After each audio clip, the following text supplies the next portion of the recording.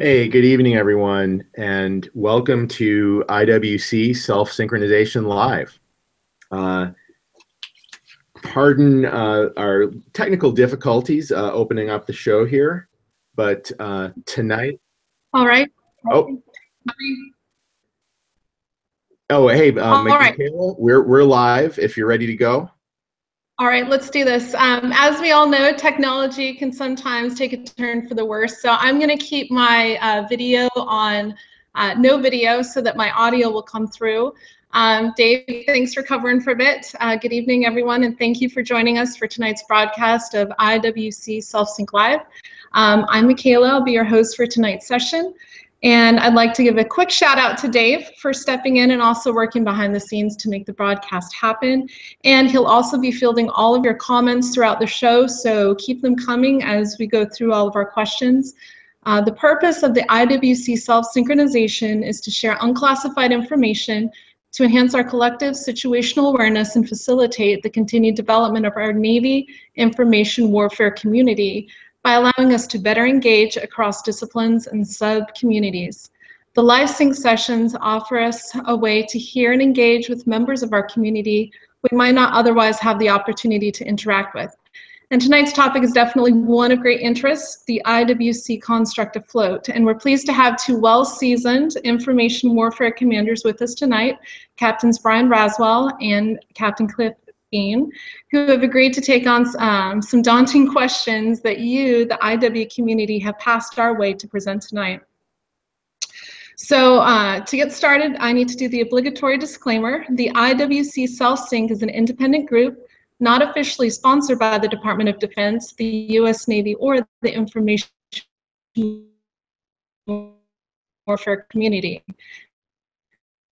The information should not be construed as official in any way, but are meant to offer the broader community insight into the thoughts and perspectives many of our community leaders have. All right, without further ado, I'd like to introduce our two guests for tonight, the first two billeted IW commanders who are tasked with helping to forge and implement the IWC construct afloat. Gentlemen, welcome and thank you for joining us. We appreciate you being here. Before we get to our questions, would you please take a moment or two to tell the listeners a bit about your background and what brought you to this point in your careers? And Captain Braswell, I'm gonna throw it off to you.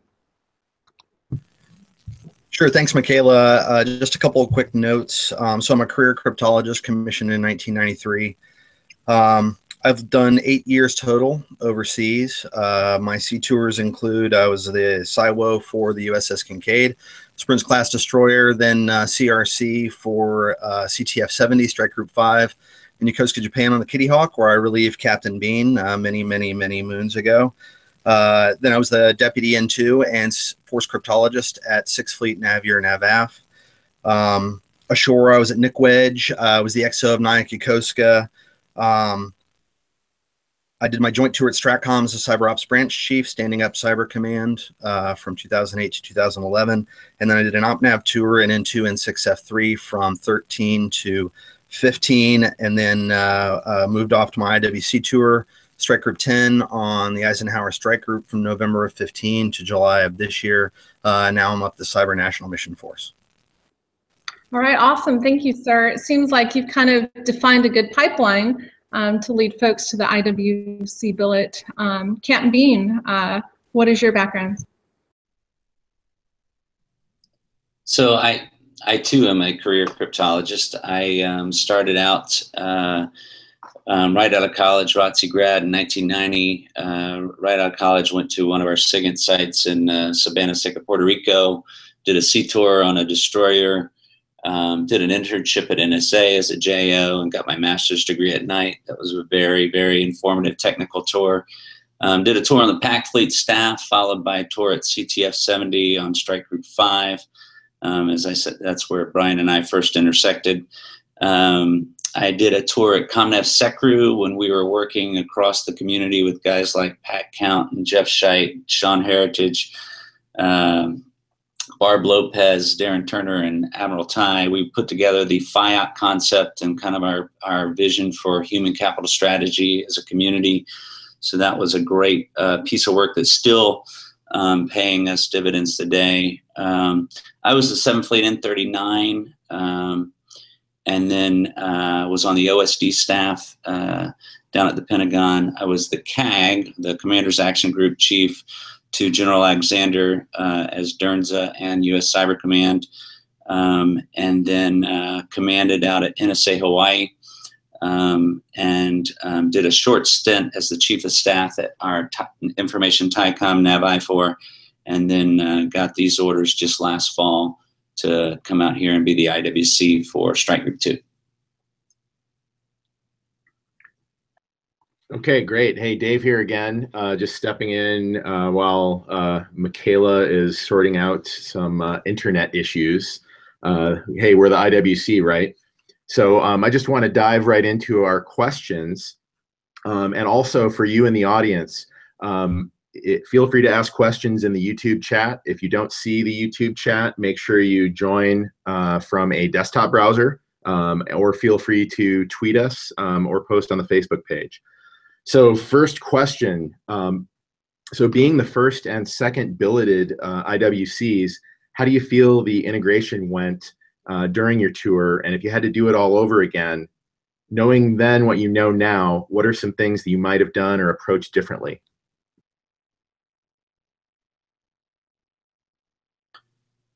All right, Brian, I'll jump on that first. I think my key thing was I think the integration has been adequate, but not where I wanted it. Right? I mean, I'm a little bit demanding, to be fair, but I would say that the key challenge for me was that I should have shown up earlier. I got orders to the staff and joined them at the end of COM2X. I got to observe COM2X, but didn't take the reins until the end of it.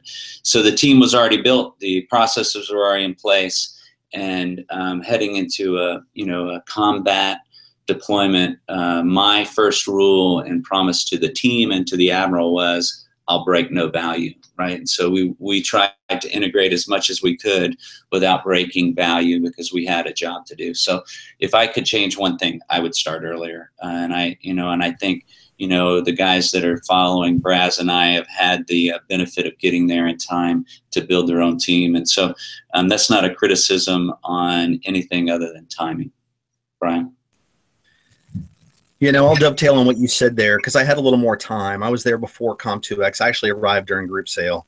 So I think that even with that, I don't feel I had enough time to implement the changes I wanted to implement, or if I did, I failed to do so, which to me underscores the need for some systemic change in how we approach it. The broader question is about integration, and you'll hear me hit this theme, I think, a couple of times. I viewed 2 degrees of integration. One was integration within the information warfare team, and then the second was integration of the information warfare team with the other warfare commanders and the rest of the strike group. I think the external integration went very, very well. I think there is a demand signal and a high appetite for information warfare capability. And I think there was a hunger from the other warfare commanders and the strike group in general for us to bring a better integrated, more singular face to other warfare areas. Inside the IW family, I think if I had to do it over again, I would have done more in terms of integrating watches and integrating, COPS, FOPS, and other battle rhythms. But that's my initial take. Okay, thanks very much for that, sir. And we have Michaela back on here. All right, sorry about that. Switched to my phone. Again, we always have to be flexible. So I did miss the portion that you went over. So Dave, if you'd go on to the next question, then I'll catch up afterwards. Okay, great. So moving on to our next question. So this is kind of a long one. But with the implementation of the IWC construct and restructuring of the departments that fall under the IWC, can you speak to and identify the roles and responsibilities between the IWC and the DIWC? And I think I'll just stop there and kind of let you address that first. So I'm happy to kind of jump on this one first. I think DIWC means 2 things to me now. The first is what we classically call the DIWC, and that billet, filled by an 05 cryptologic warfare officer.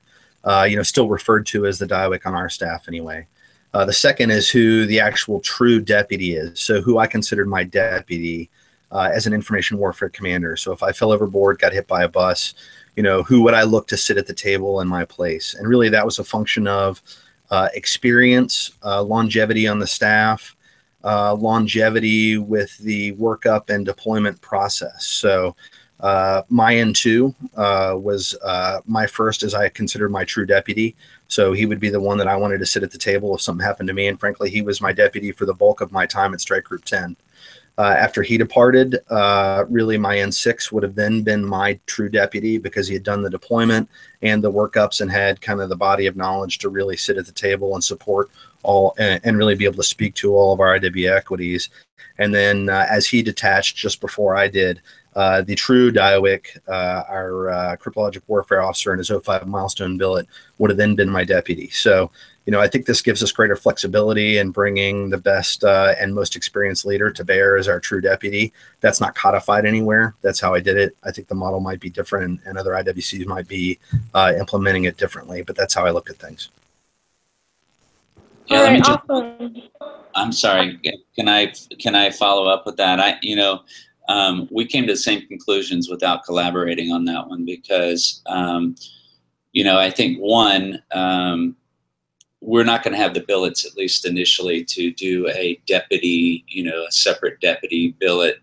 My team, if we had a perfect world, we would, do a fleet up like the Desron does, but we just don't have that, or like the CAG does. We don't have that luxury because of the paucity of 06 billets. But I kind of adopt the same approach that it needs to be a dual hat of the person, the 05 milestone guy or gal with the longest time on board.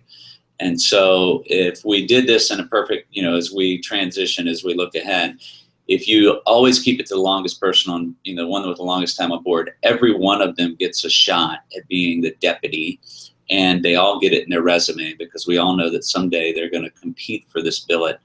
And so I think that is a strength.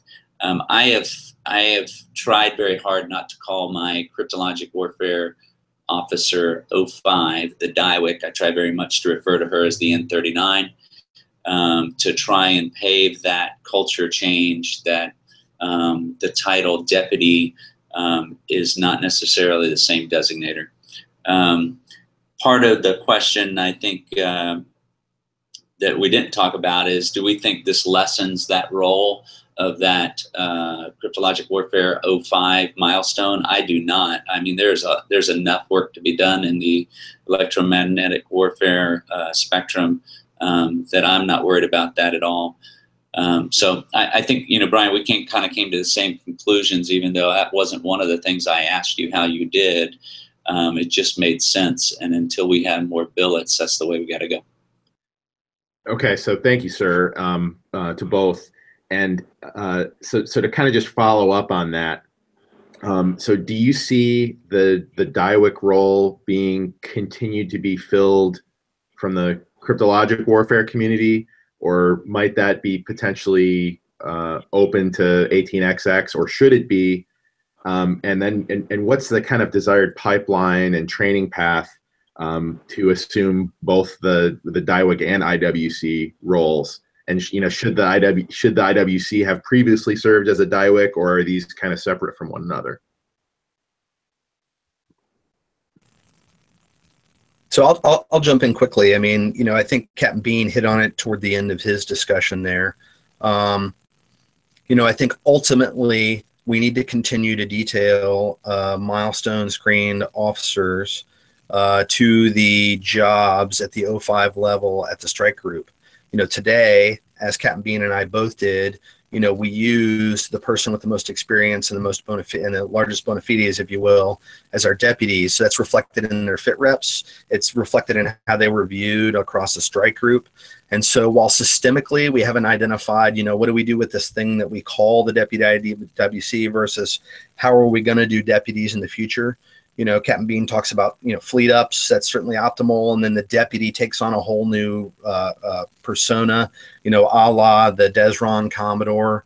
as well as the CAG models. So, I think at this point, as we figure out how we want to do this as a community, at the end of the day, how it's getting done, or at least how Captain Bean and I did it, we had a true deputy, and that's reflected in their paper.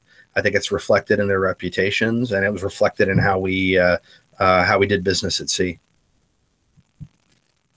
Yeah, I just think the key point there is that we need all 4 of our disciplines at the 05 level, and with METOC being an 04 for the time being, we need those 4 disciplines as milestone officers. They need to get the experience at that pay grade of being the guy or gal responsible for their discipline. And so I am not an advocate for taking away one of those designators for some, artificial DIWIC title. I need an 05 Crippy, I need an 05 Intel, I need an 05 comms guy, and an 04 now METOC officer. The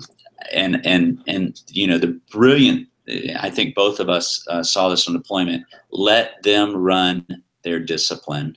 And the 06 is there to be a warfare commander that can provide top cover, that can translate those disciplines into warfare that interacts with our peers as 06s, and present one integrated picture for information to the flag officer.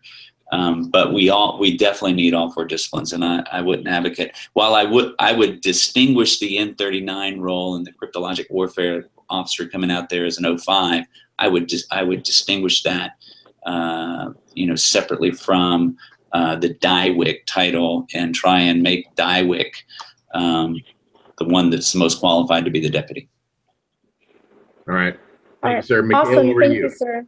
Oh, all right. Thanks, Dave. So with that, sir, it sounds like all of the 05s that would be serving out there in their own milestone billets would, in a sense, kind of rotate through as we get each senior 05 kind of stepping up to the plate, bringing their own expertise to that deputy position. So going above that to the role that you guys played, it was previously held by usually the carrier CO, or sometimes the comms officer. How were you received then as kind of the new guy at the warfighting table, being the one to kind of distill all the expertises of your 05s, and then being the guy that was sitting at that table as the 06?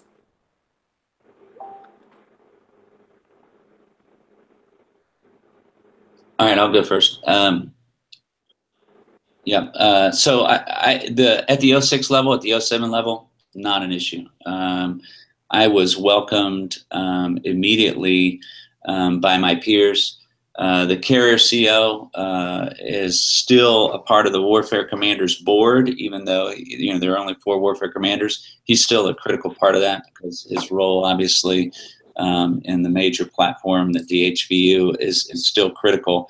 I think that unsolicited, that carrier CO, who was the IWC, I actually relieved him of that collateral duty for him, full-time job for me. He would be the first to tell you that he welcomes having a full-time officer in that job, that when you're leading 5,500 folks and trying to conduct safe flight operations, your amount of bandwidth is in the single-digit percentages, probably 1 or 2%, with respect to your ability to focus on IW. And so I think that, without a doubt, I talked with both the Commodores. There was change command, middle of deployment. Both of them said, Cliff, having a fellow 06 that we can turn to deconflict the business and not have to deal with all 4 disciplines separately, but have one guy that can rope that all together, was an immediate value add. So the problem was not at all being welcomed into that community. And I would everything that Captain Bean said. I mean, if I had to say this, if I had to be specific, I would say almost exactly the same things he did. The intangible here that doesn't come out, at least in our strike group, is I had fantastic relationships with the other warfare commanders and the major commanders. And so that was almost from day one. I touched on it earlier, and I think in the first question about how I think there was a hunger and an appetite for the more integrated delivery of information warfare.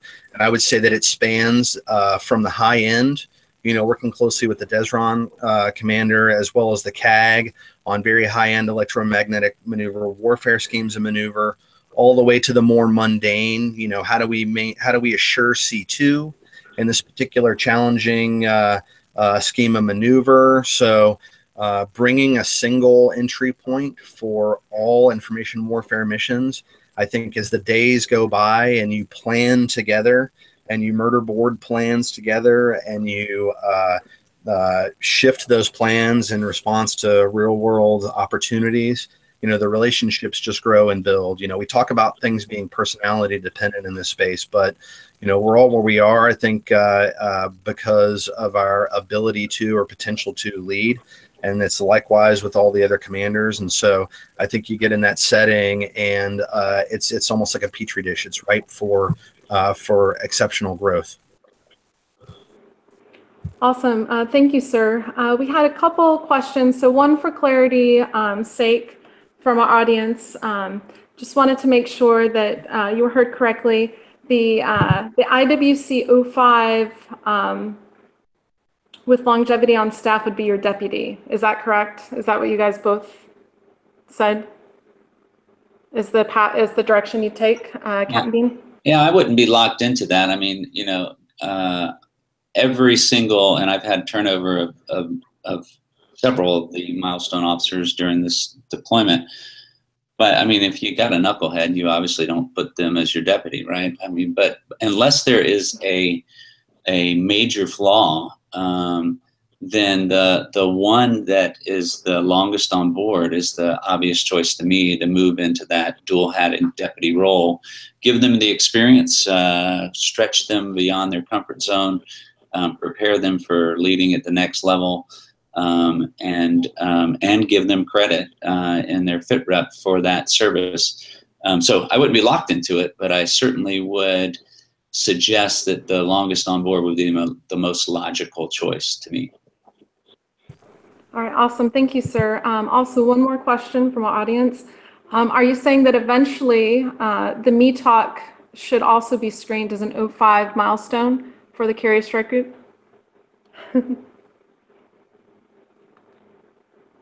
So I think that was in response to my for the time being comment. I think right now it's just it's an inventory issue, and it comes down to community management and what Admiral O'Con and his team are looking at. I don't think we can afford to upgrade from 04 to 05 for the METOC career path at this point.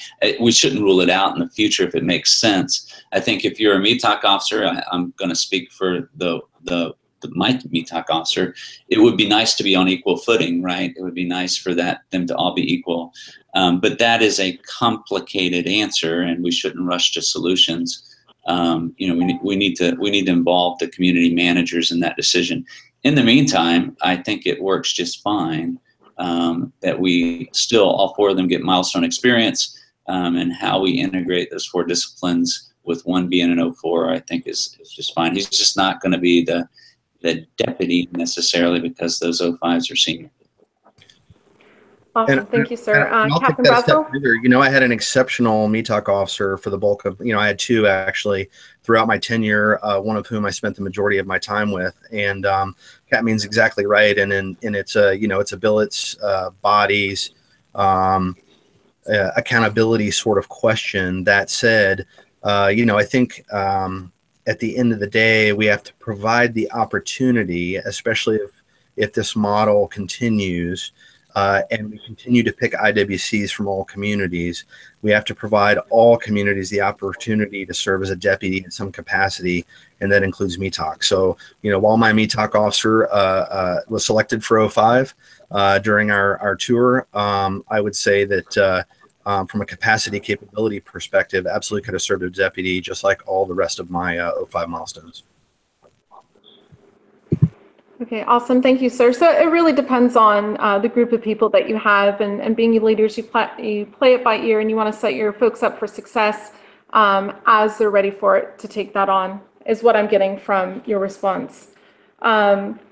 Moving on to the next question, and Captain Braswell, will start with you on this one. What are some roadblocks you weren't necessarily expecting going into your assignment that you ran into along the way, and how did you overcome or face those? So I guess, I'll only give one answer here to keep it short, because this is kind of a tough question. There weren't a ton of roadblocks. I would say one of the constraining factors that I faced was simply in how we are physically organized within a carrier strike group. So I had 9 separate work centers. I had 4 separate watches spread across different areas. And so, you're constrained in your ability to reorganize and to deliver an integrated watch if you're space constrained and constrained by the type and quantity of network systems across classification levels to be able to support your watches. So, I said earlier that, if I had to go back and do it over again, there are some things I might have changed. At the top of that list is probably how we stood an integrated information warfare watch. But that said, even if I'd wanted and even if I'd pressed to really integrate that, space would have really been an issue in how we're arranged physically on the carrier. So that was a challenge to overcome. I think we did it to the extent that we could, but I think it's very important as we move forward and look at if we're going to continue to do this and if we're going to continue to drive and strive for greater integration of our capabilities, then we have to provide that at the watch standard level. And to do so, I think just requires a different physical alignment at sea. Awesome. Thank you, sir. Captain Bean. Boom on everything Bryan has said. I think, the space piece is the key there. My team said, hey, if you want to drive integration, put us all in the same space. And so, we weren't designed that way. I'm looking for options to get at least my 4 leaders in the same room so that they can collaborate on a daily basis. We are going to integrate following Braz's lead, and he and I did collaborate on this during deployment, shared his lessons. We are going to, for Bold Alligator, we are going to move one of our 2 Quebec seats into India, into subplot. Right now, our Quebec is in TFCC, which has its advantages, but we're going to move one of those chairs into India to try and integrate better between those 2 watches. And also we're going to create some sort of chat room with the comms watch and radio, our flag comms watch and radio that is kind of monitoring the health of the communications of the strike group. We want to bring those things together as one watch team, even if they're not physically all in the same space. So all of that echo. I would add a couple more. The biggest roadblock to me was, and I'm being frank, and this is not to disparage anyone on the team, but no one prepped the 05s and the the 04 in this case. No one prepped the milestone officers for this change, and so I think that the biggest roadblock to me was our team. I felt like when I first got the opportunity. I'm being very honest here. I felt like, hey, this is a great opportunity. What's not to love? You go out there, you lead 4 milestone screened officers in our discipline. You just make all that value come together. This is going to be easy, right? And goodness, was I wrong in that we were not prepared to do integration. All of them had trained under a model which wasn't integrated, and then asking them to cross the streams on deployment was a big challenge. So I think we have overcome that, and we are probably one of the more integrated teams in the fleet right now. But it was a shock to me how much work had to be done to get us all convinced that this is where we're going. Break, and I've intimated to our flags that I believe that is something that would help, is strong messaging that said, hey, this is our vision. All the flags are on board. We need you guys to get on board, because it was just more work than I could have ever imagined. The last thing I would say in this area is technology. The organization and all that is important, but the technology is, it's compelling. Part of this is because even though we're the newest carrier now that Ford's out there, we're the second newest carrier, we've got the oldest IT. And when I log in and see welcome to XP, to Windows XP, 2001 piece of software. Are you kidding me? We're recruiting children that were born that year to come in the Navy next year. And so let's be frank. We need to upgrade our technology, network our sensors, do things that, are easily done in industry today, to give our warfare commanders, our information warfare commanders, some capability to command. So I think that's another huge roadblock to me, in my perspective, that we need to address head on for the future. Awesome. Captain Braswell, do you have anything to add to that? No, I would say, Captain Bean hits on it. And the way I characterize that aspect of the job, in terms of the technology and the non-operational or warfighting aspects of the job, I kind of lump that into enterprise management. As a senior information warfare officer, you have all these information warfare programs of record that span all your units and all your squadrons and your aircraft. And so sometimes those are well integrated, sometimes less so. And so as you do upgrades here, upgrades there, there are interface issues. My strike group was, I think, the most heavily deployed Canes unit yet, Canes strike group yet. We had 5 of 7 ships that were Canes. So, that brought unique challenges, but in my opinion, in a very good way, because that's a very, very secure network system. All that to say, I think the enterprise management aspect of our jobs is equally important as we get ready to deploy and as we manage systems, short of the warfighting applications afloat. All right, so this wasn't part of our questions, but going along with this, we talked about kind of realigning personnel as space allows, but now that we've moved on to discussing systems, are we going to see a lot of the systems that we end up using realigned under the IWC also, where that ownership is shifted? Maybe some systems that are traditionally owned by the ship and ship spaces will be owned by the personnel who we send out there from the different organizations to man those systems. Can you speak to that a bit? Michaela, just to clarify, what are you talking about, like geeks or the COP, or what is your specific question of gear that currently don't operate? Well, I guess this goes here. I'll go back to the traditional question with realigning. So a lot of the ship staff has fallen under the IWC construct, but what about the ship's company? There's kind of that separation between the staff positions and the staff operated equipment, and then the ship's company and their equipment that they operate. And where do you see that integration? Areas where that could be better integrated, both personnel-wise and system-wise. Does that make more sense? Yeah, absolutely. So I'll jump out there first. I think, so I believe with all my heart that we are going to transition this to a separate command, just like the DESRON or just like the CAG. And if you study history, we had a great paper written on the evolution of the CAG position. Oddly enough, many of us don't remember it, but the carrier CO used to be the senior pilot, and they had, the squadron COs were all commanders that worked for the carrier CO. And someone said, hey, we need a separate command. We need to grow this strike warfare thing. And huge gnashing of teeth amongst the aviation community. Oh my God, you can't do that. You can't have another 06 aviator on the carrier. It will never work. And then they didn't have the staff to create a staff for the CAG.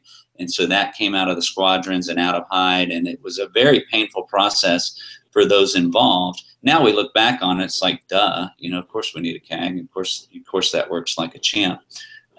Bray, where we are right now, I think this is future thought, right? I really believe we'll become a different command. So the steps in doing that would be initially to create a separate UIC for those folks as we are currently organized, as Bryan was organized, as I was organized, as 6 of the 10 strike groups are now organized, where, N2, N39, METOC, and N6 are all under one IWC. If we create a separate UIC for that 06, I think it's the first step. In doing so, we can do a ROC-PO and a manpower analysis by people, that do that for a living, to understand what else that command would need, and then establish it. In that analysis, I think we need to look at things like, the ship, the carrier manpower, the even on the destroyers for the communications piece, maybe some of the cryptologic piece. And the question ought to be, do they need this person when they are in port and not embarked, right? So if we disembarked the IW command like we would disembark a Desron, can they still function? So sysadmins to run the network, they still need them. We can't pull off sysadmins, but maybe, the guys that do RF comms and satellite comms aren't needed when you're peer side, and could be part of that IW command. So I think that's a huge amount of analysis, and we're jumping way ahead to even be, talking about that. I think if my advice to our successors is deliver value as your most important thing. Move towards that UIC piece, and then allow the manpower analysis to decide what we do with that manpower in the future. But the key thing is there's some opportunity for folks that when we put a carrier in the yards that are doing paint chipping and painting or whatever and not using their core skills, if we can recoup that without breaking the business on the ship, then we should, and allow those people to be gainfully employed in the skills that we train them to do and paid to train them to do when they're not underway. I know that was long-winded, but Bryan, you got any thoughts? No, I mean, just to follow that last point, I think there's a line to be walked.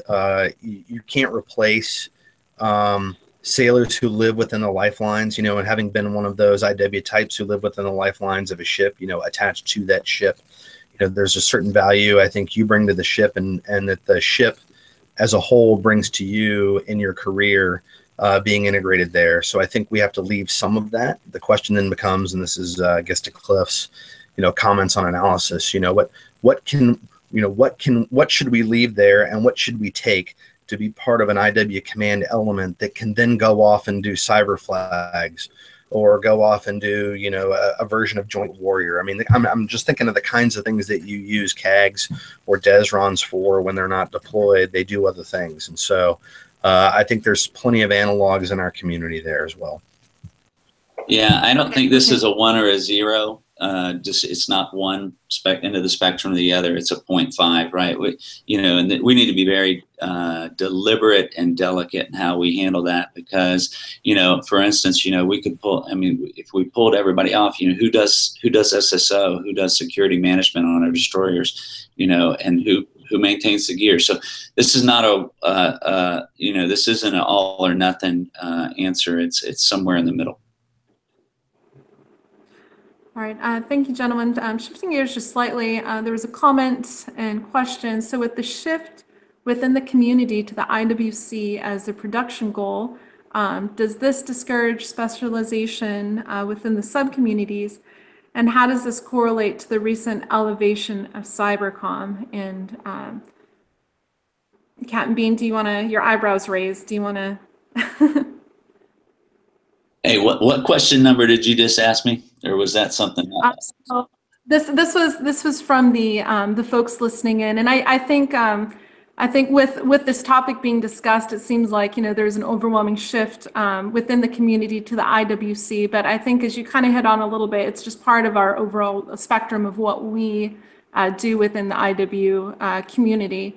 But can you maybe talk about, is this going to discourage specialization if we have training pipelines and certain milestones to get to IWC, or are there other milestone goals for 06s that they can shoot for besides the IWC billet?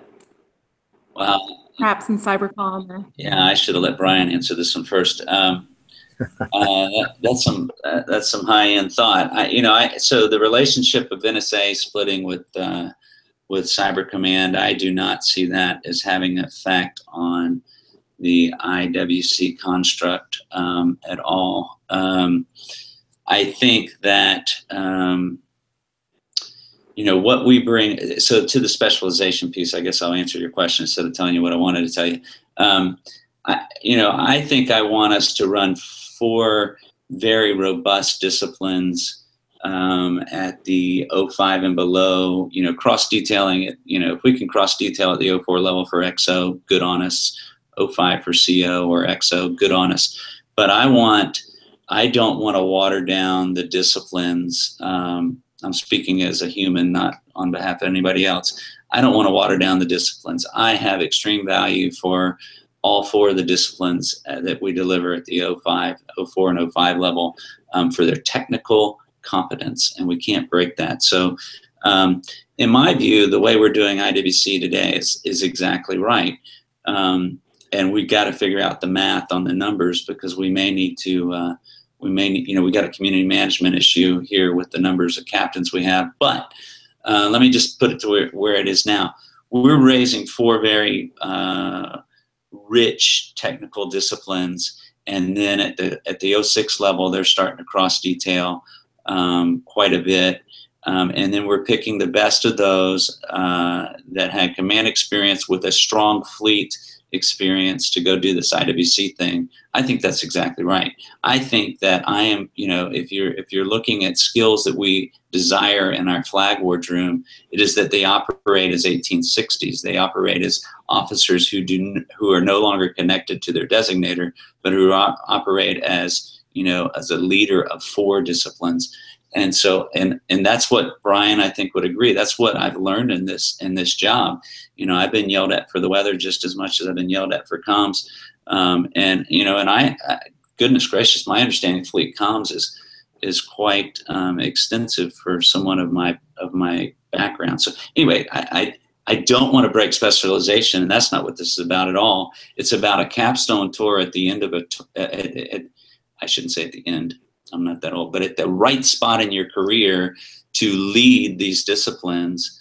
And then if we get it right, we'll have, our strongest officers doing this job, mentoring our milestone screened 05s, picking our reliefs, developing our reliefs, developing the future.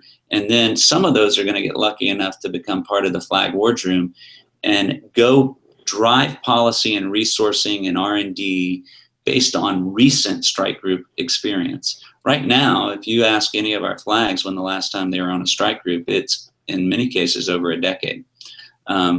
If we follow this model and get it right, it could be last year or 2 years ago, right? And so understanding our challenges in a much more recent way and relevant way, I think that's where we should go, and not try and become each other.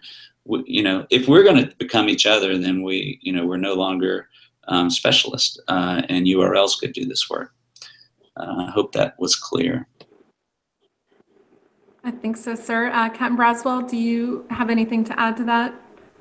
Yeah, I would just say that, I think some like to argue on either side of the specialization generalization scale. It's a balance. I was never purposefully cross-detailed throughout my career, but in my career, for a time as an 04, I got to do the N21 job, Deputy Intel, Deputy N2 job at the strike group level, just for a little while. My force cryptologist job at 6th Fleet, NAVIR, NAVAF, I spent the bulk of my time as a Deputy N2, so again, focusing really on the intelligence mission area. My graduate thesis was on networking, so communications. So I think it's an artifact of a long career that you become a specialist to some degree. I think we need to think about some more malice of forethought about how we do that, which is not to say that I don't know if I misspoke, I meant generalization, which is not to say that specialization is not important. It is, but I think there's a balance to be struck to then set us up for success as IWCs or as senior officers on any staff.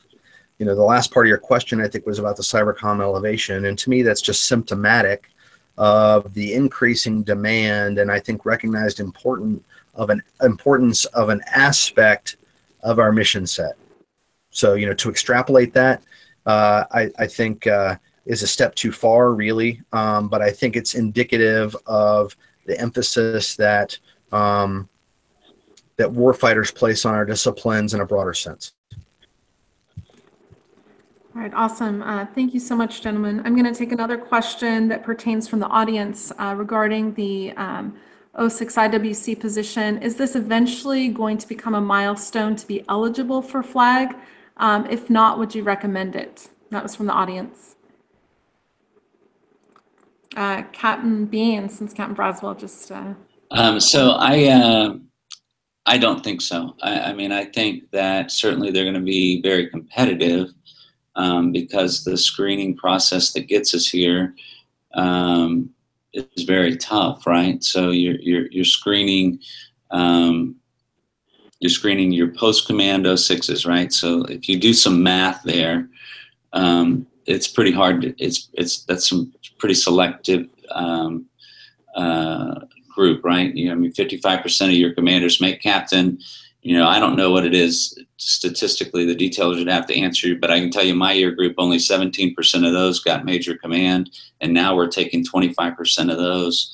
If you do that math, it's pretty selective. So I think they're going to be very competitive for flag, but we can't rule out that there are other career paths based on just what we do for a living that might have, an officer that did not get that fleet experience because they were doing something else that we critically valued, but yet they still have the best record. And at the end of the day, we're promoting sustained superior performance, and who had that, record that was always on the right-hand side throughout their career. So I don't think it is a must-do for flag. I just would opine that the officers that get selected to that are already in that group of highly selectable, highly promotable officers. So some portion, probably a significant portion of our flag officers will have come through this path and will have recognized our latest challenges and be able to affect change based on that experience. Bryan, do you see it any different? I don't, and I won't spend any more time, talking about that. I think you said exactly what I believe that I would have said. And so I know we got a bunch more questions, so I'll just leave it at that. All right, awesome. Thank you, gentlemen. Going back to our questions that were submitted beforehand, since we had touched on cyber, I'm going to hop to some of our cyber ones. With regard to cyber operations, do you feel that those are being effectively integrated into strike group operations? Do you think there's room for growth? And what would that be within the strike group or a focused support ashore? I think, is that what you wanted to answer before, sir? Captain Bean? No? Oh, okay. Captain Braswell.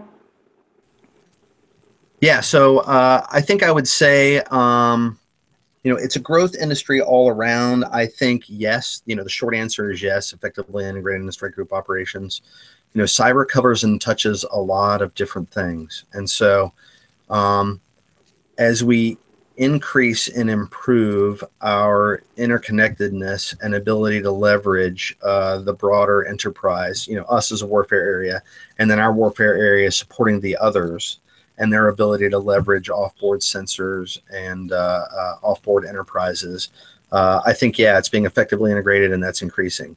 The flip side of that is learning how to maneuver in that space, to effectively, assure C2, deliver battle space awareness, and be able to integrate fires across the whole strike group, in contested environments. And so, the warfighting aspect of that, and understanding cyber as a warfighting domain, as well as a warfighting application at the strike group level, I think, yes, I think it's a growth area.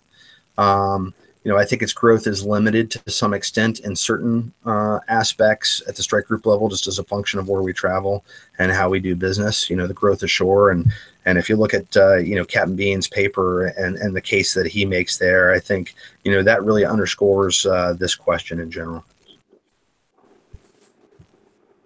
All right, thank you, sir. I think that defense could be better integrated amongst ITs and CTNs. But it is pretty mature, and if you understand our defense in depth from the NSA role, Cyber Command role, DISA role, NCDOC role, NOC role, by the time it gets to the strike group, I feel pretty comfortable in our defensive capability. I think offense is wide open. I think you need to view offense as closely related to electronic warfare because there's no fiber streaming out of the back end of our ships. And so RF is important.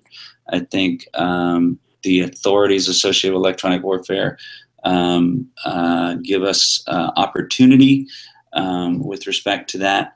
But I would offer as room for innovation here is that we need significant automation in how we're approaching cyber in the fleet.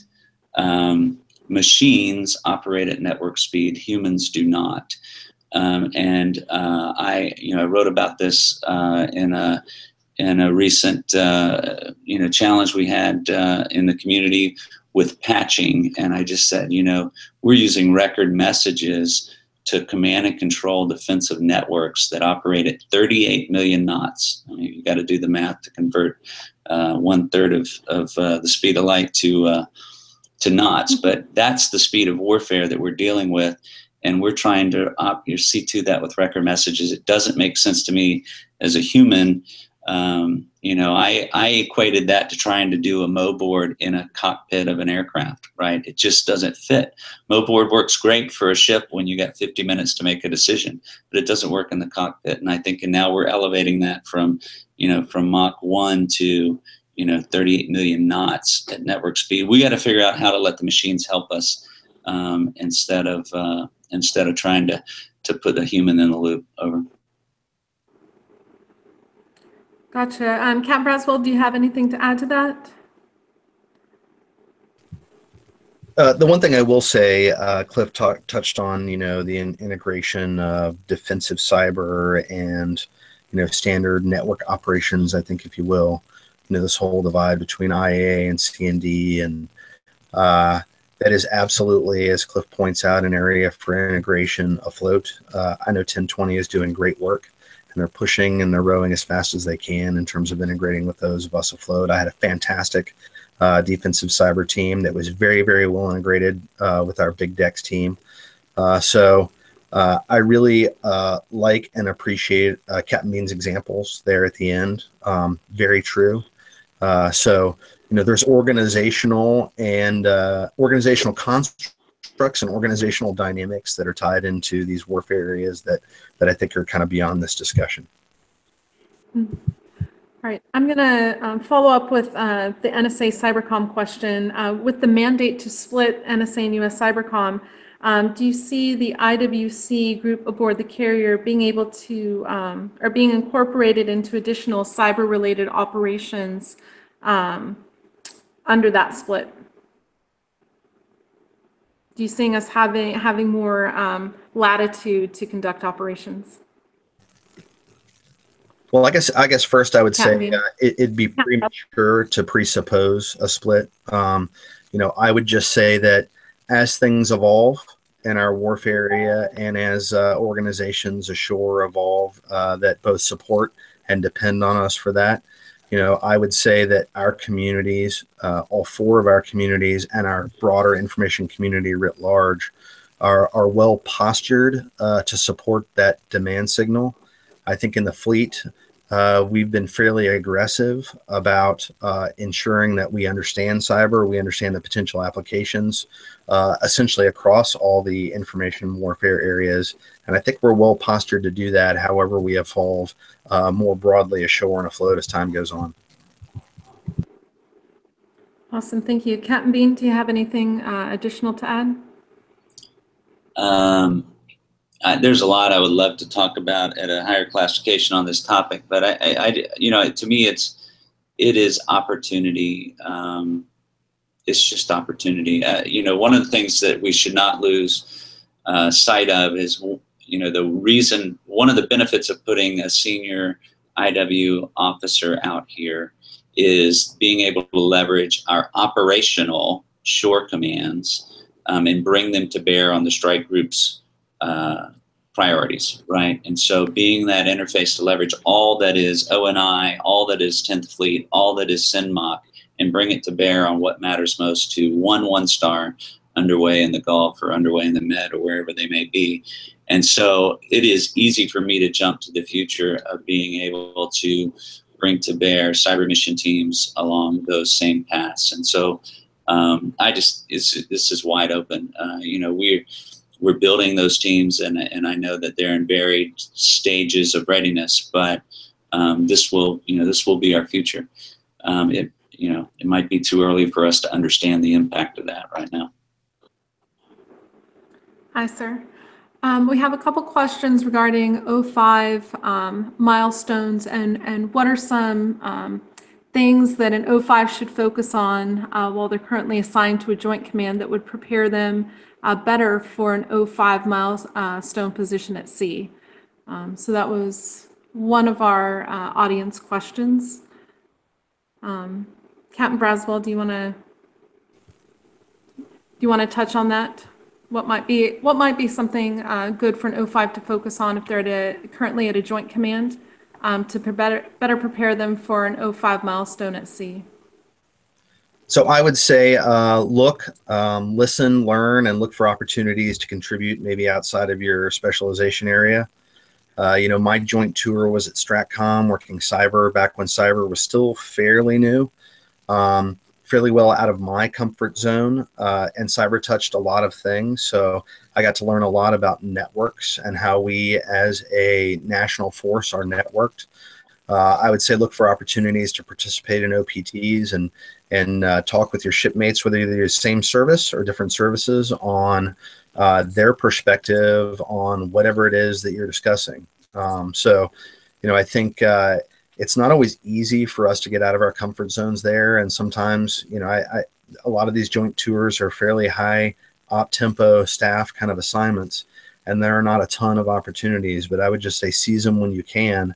And I think a function of a joint job in the first place is that you kind of touch many different areas outside of your specialization, but you also get that look through all the other service prisms. So, you know, while you may spend the bulk of your time in your same specialization and get limited opportunities to look at other aspects of the information warfare community, I know the other services bring different perspectives on all those, and those provide object lessons in and of themselves.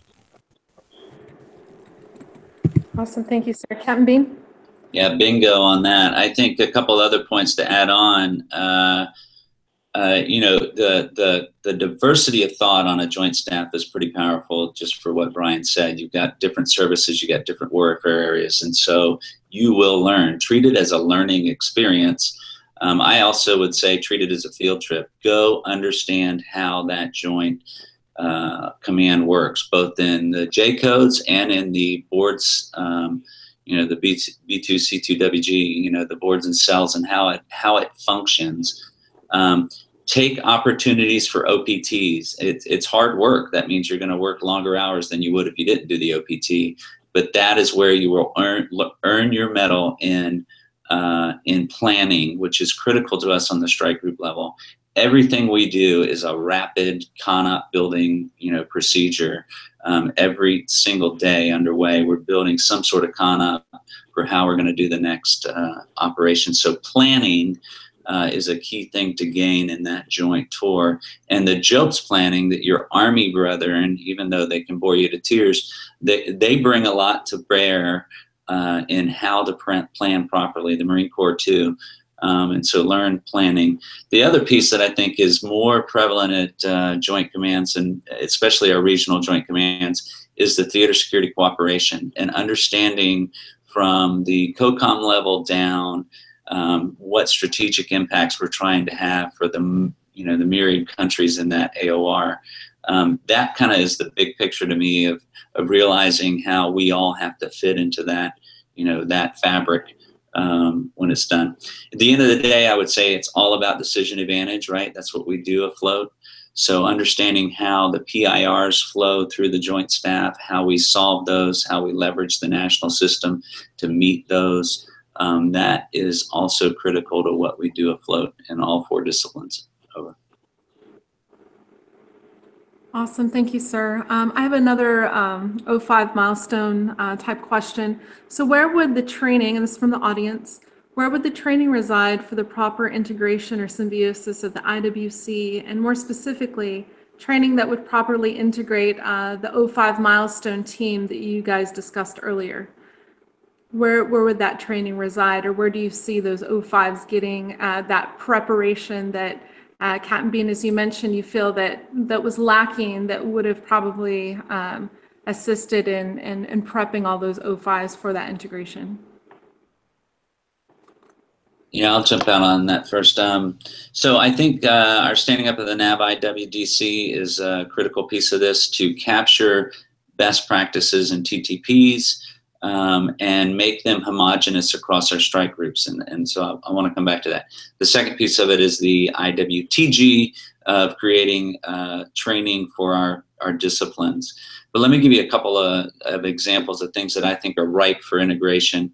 If we could get the TTP right and train on that, that would drive integration. Spectrum management is one.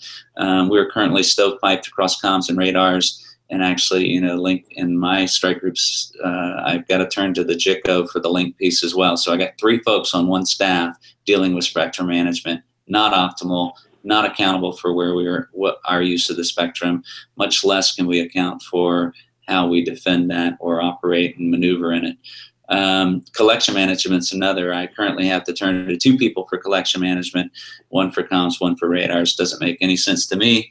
The C&D and IT integration was another one. Space is another one.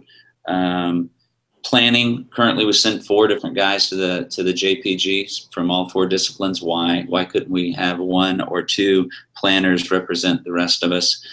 Systems, when I got to the staff, had 4 folks that were all, 4 disciplines, all reading CAS reps for their discipline area.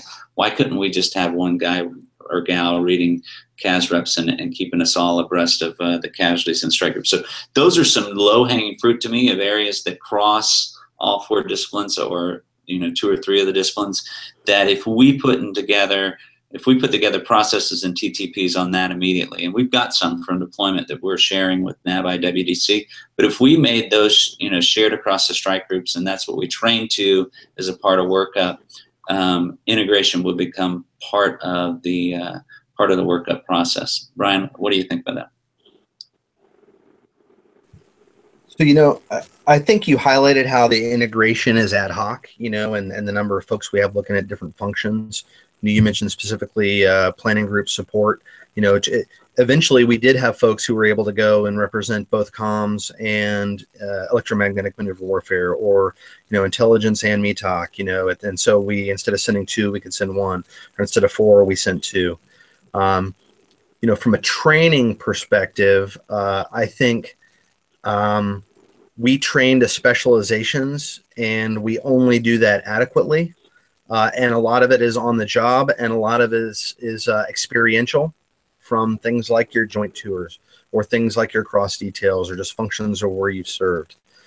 So I think we have to look at what do we train to from a specialization perspective, and then at what point do we start to, beyond JPME Phase 2 and those sorts of things, or the Joint Planners course. Other than joint courses, as an information warfare community, how do we look at training to milestones that improves the level or the ability, I guess, to handle specialization? So I don't have the answer. I think that's not a one-man question. That's going to take a little time to figure out. And I think that our training support structure will grow and adapt as we continue to grow and adapt to this particular construct. Awesome. Captain Bean, did you have something you wanted to add? Yeah, you're reading my body language pretty good. So, I wanted to go back to the IWDC piece, because I think this is the single most important thing we're doing this year for this community. If we follow the Naval Aviation Enterprise model, where NAUTIC is kind of the holder of TTP and the central point for, 1, making sure we agree on the intelligence associated with the threat, and then 2, delivering the TTP for how to counter that threat. They do that effectively. Unknown to me until I spent some time with my friend the CAG during this tour, is how they use their WTIs to make their tactics homogeneous. So homogeneous is a great word for what we're trying to accomplish within IWDC across the strike groups. Every F-18 Charlie squadron in the Navy has the same TTP for how to counter a specific missile if it's fired, whether that's fired in Japan or fired by a Norfolk-based wing that is operating in the Med. By platform, they have the same exact TTP.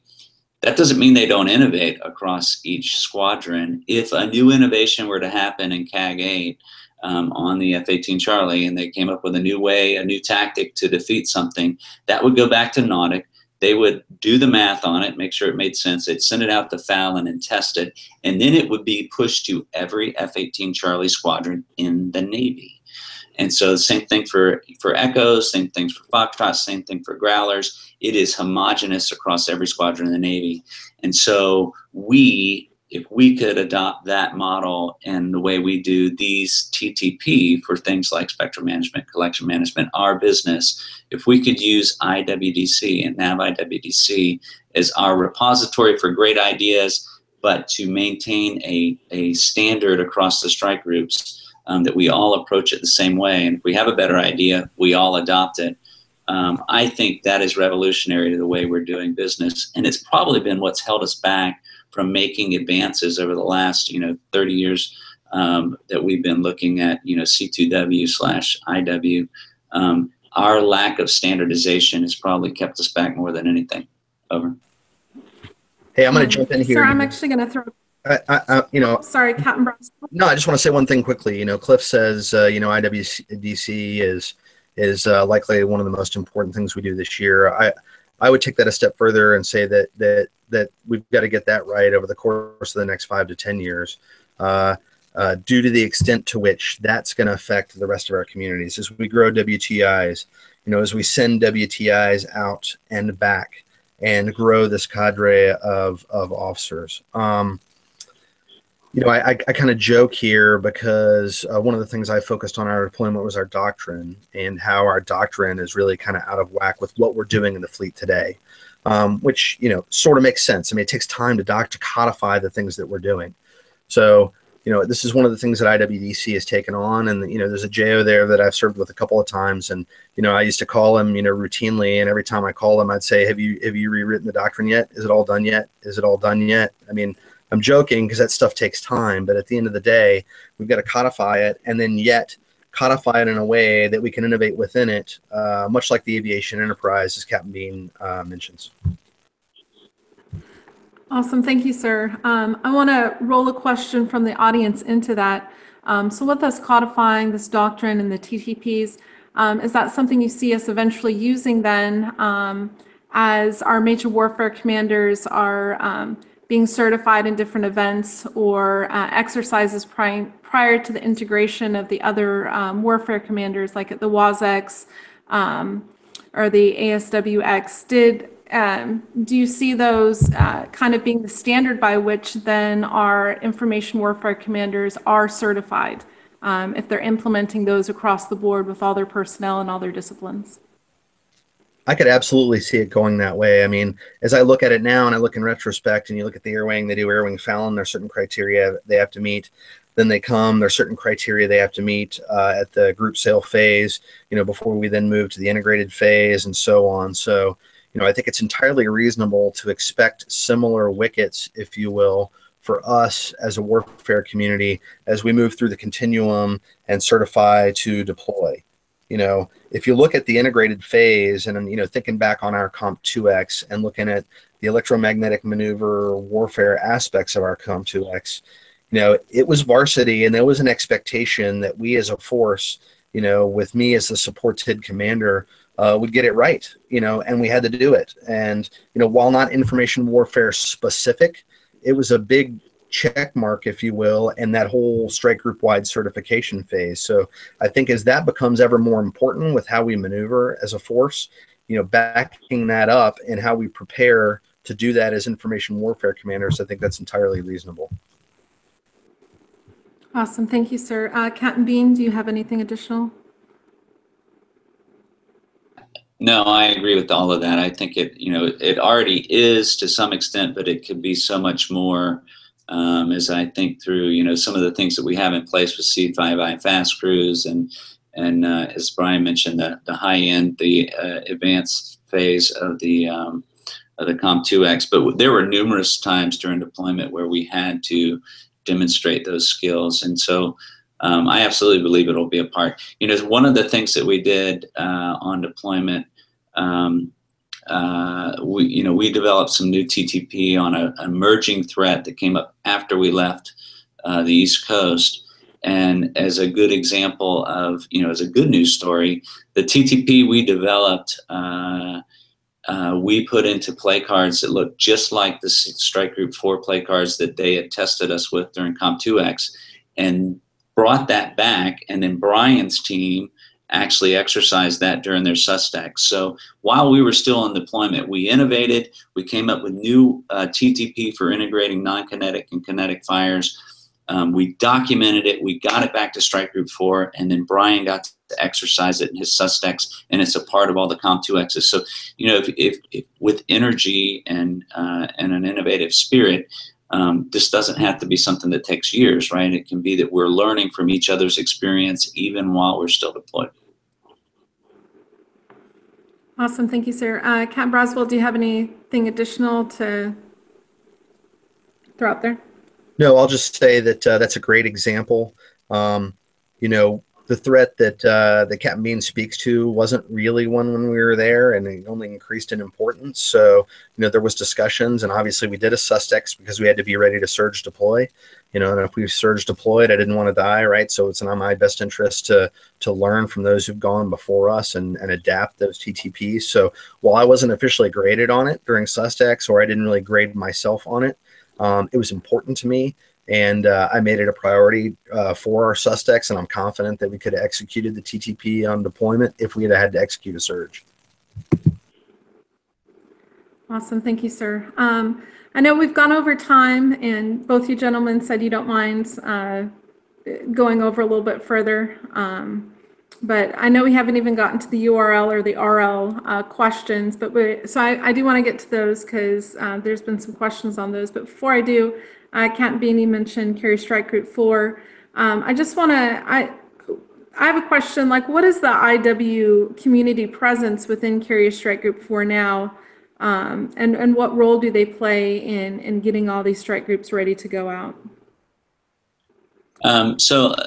It's a fair question. We have some really solid officers over there right now from the community that are doing a great job within each of the disciplines to test and evaluate and certify our business. So there's no deficiency at Strike Group 4 or 15 right now in that manner.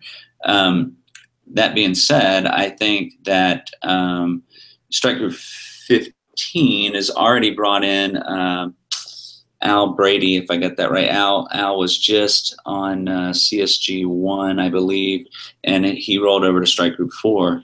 And upon arrival, their admiral said, "Hey, you're now the IWC, and I want you to pull together these 4 disciplines on the Strike Group 15 staff so that we can evaluate integrated strike group, integrated IWC ops on strike groups as a team." And so they've already moved out on that. I don't know where Strike Group 4 is on that. I suspect with Admiral Weitzel transferring from Strike Group 2 to Strike Group 4 that he'll have a desire to further that model, but I don't want to speak for him. And I've already been talking with John Watkins and Jim Bach at NAV IWDC about making sure we support that from the development center, but also, lashing that with Strike Group 4 and TAC Traeger LAMP to make sure there's no daylight between those training providers to the training audience. So I think it will mature. We did not initially put a board-screened IWC on those 2 staffs.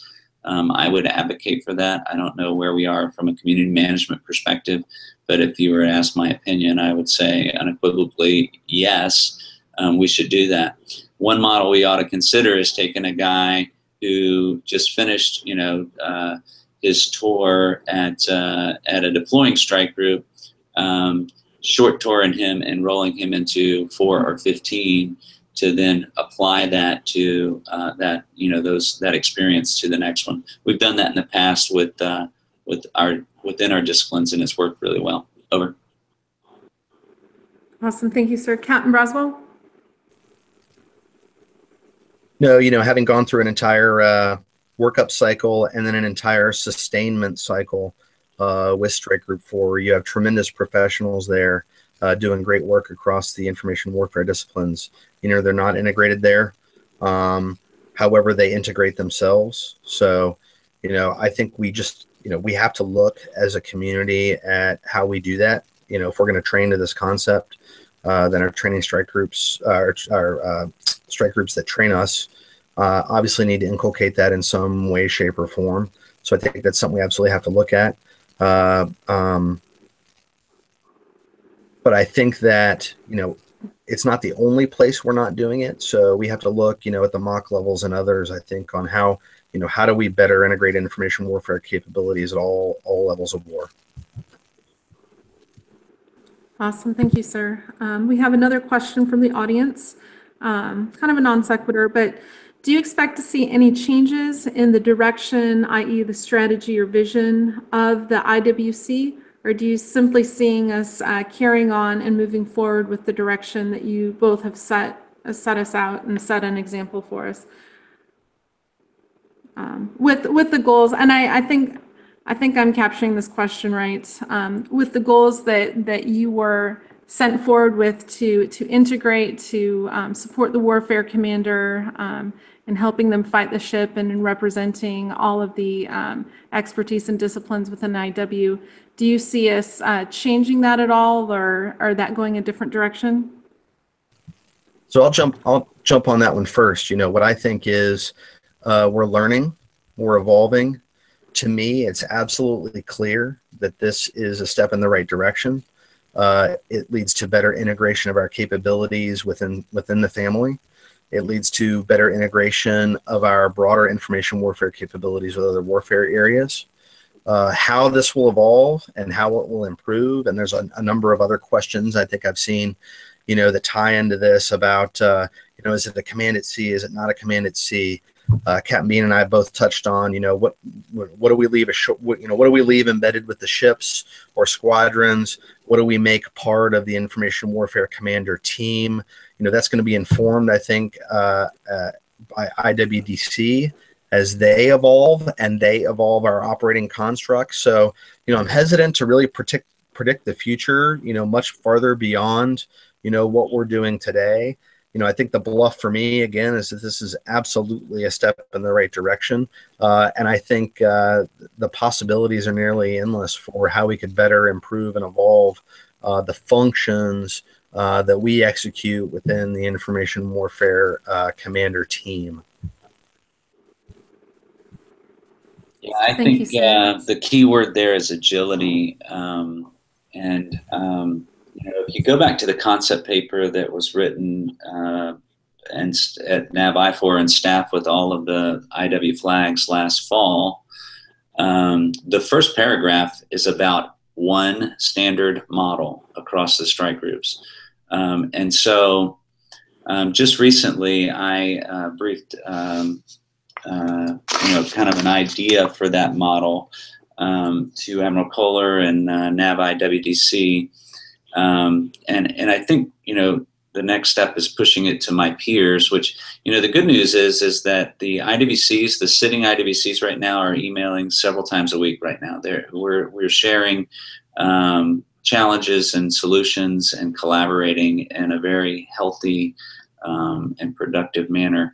Whether those are N6s that just got blessed with being an IWC, or whether those were, guys that were board screen, whatever, we are communicating. And that's a healthy thing. I think that we should adopt one model. We should agree on that, but that should not be in ink. That should be that should be written on the board in dry erase, marker that we can modify. The key, though, is that as we modify, that we keep homogeneous, and as we modify again, that we're homogeneous. And so I believe that we're on the right track, but we need to be hungry to innovate and improve that, and not get caught up in, in being in concrete that we can't change it. Awesome, thank you, sir. So now I think we'll kind of finish tonight's session on the URL RL discussion.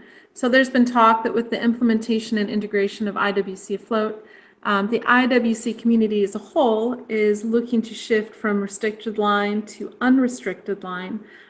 Does this play at all into the IWC Afloat construct or the push for that, or is it kind of a parallel track that we're trying to drive within our community? What are your thoughts on this? And I'll let whoever wants to take that one first jump on that. No takers? Yeah. All right. Well, I said you first, Bryan. Okay. All right. So here's what I'll say. You know, I frankly haven't paid a lot of attention to the RL URL discussion. You know, I think it's an important one to have. I think the ramifications are significant, you know, especially as you look at careers and how we, you know, how we integrate with a much broader set of warfare communities. So, you know, I don't think I'm the one to answer that question. I think the question bears examining.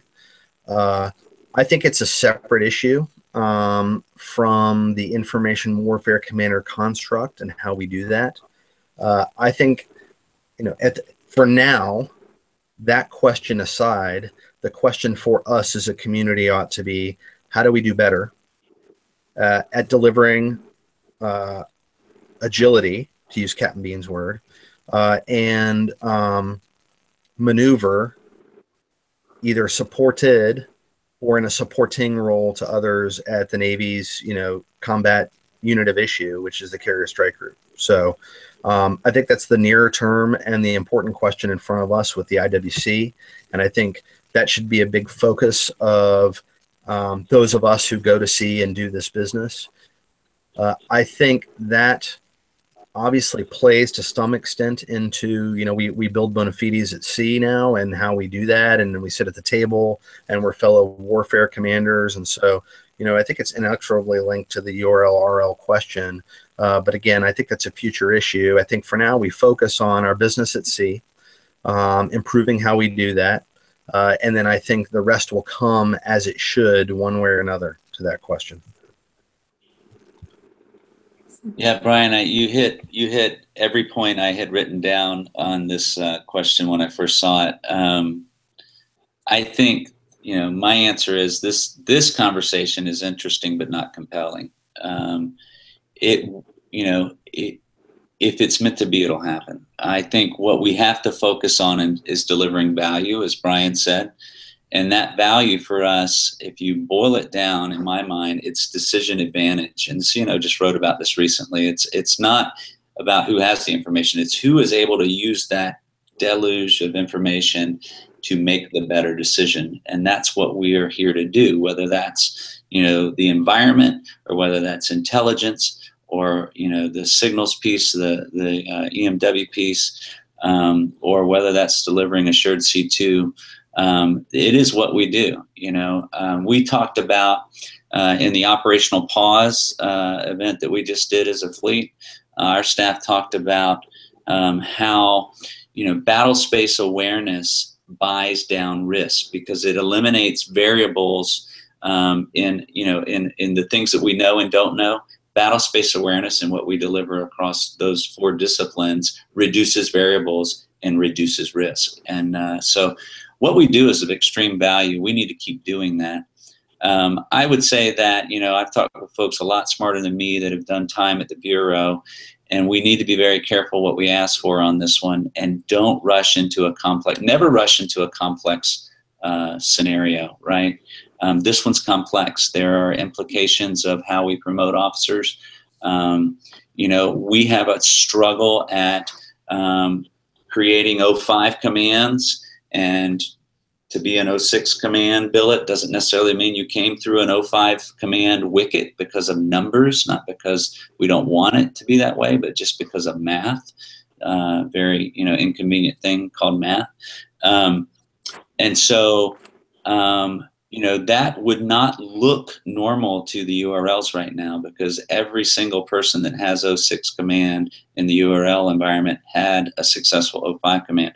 So it's just complex. I think we just need to address it for what it is. It's complex and you shouldn't rush into it. But it is not important to this discussion, as Bryan said. Let's go out there and deliver value in a new and more innovative way, in a more integrated way, to address how fast information is changing, and this will work itself out.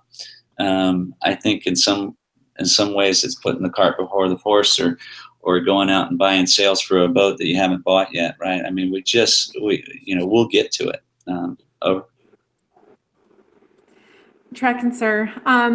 Well, I appreciate you at least addressing it, because I know it does come up every so often. And again, part of this is to hear both of your thoughts as senior leaders in our community on these topics. And with that, I think we're going to close for tonight, because I think we're nearing our extended time limit even. But I want to thank both of you for taking time out of your evenings to address all these concerns, all these questions that have come up. Because they really are important, and this is where our community is going. And so I, again, appreciate both of you gentlemen taking your time to help set the vision for us so that we have a common direction to work towards. And I'll leave any closing comments to both of you. I'll just say that I very much appreciate the opportunity to do this. I think the dialogue is very important. I'm heartened both by the interest before this session in terms of questions and discussion, as well as the questions and discussion during it.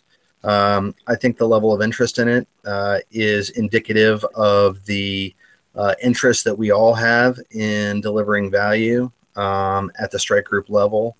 So I would just say, again, thank you for the opportunity to do this. I'm happy to answer any questions that anyone might ever have. If you're at Fort Meade and you see me, or if you just want to engage via SEPCOR, always happy to talk about this, because I'm passionate about it. And my IWC tour was probably my favorite one in the Navy. It was one of the hardest, but absolutely one of the best, and I'm passionate about it. So thanks. Awesome. Thank you, sir. Captain Bean? Likewise, I'm humbled to get to have this conversation. Important to state that Bryan and I did not compare notes. We don't have groupthink.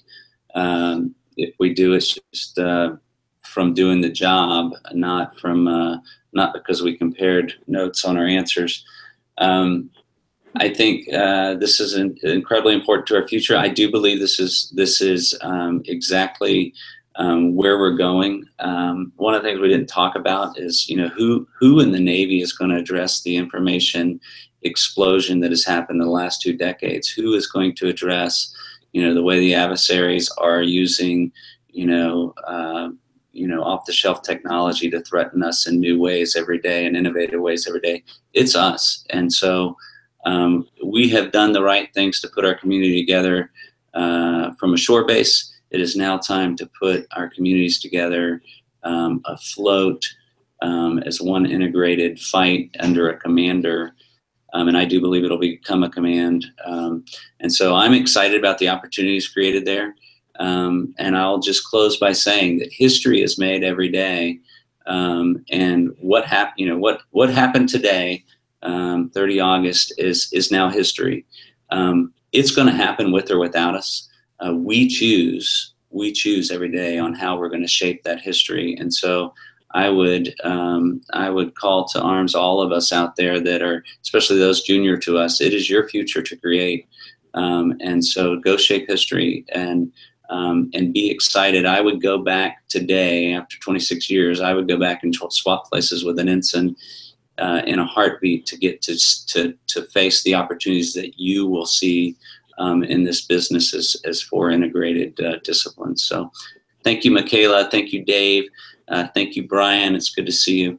And like Bryan, I am available on Facebook or email to answer any follow-on questions.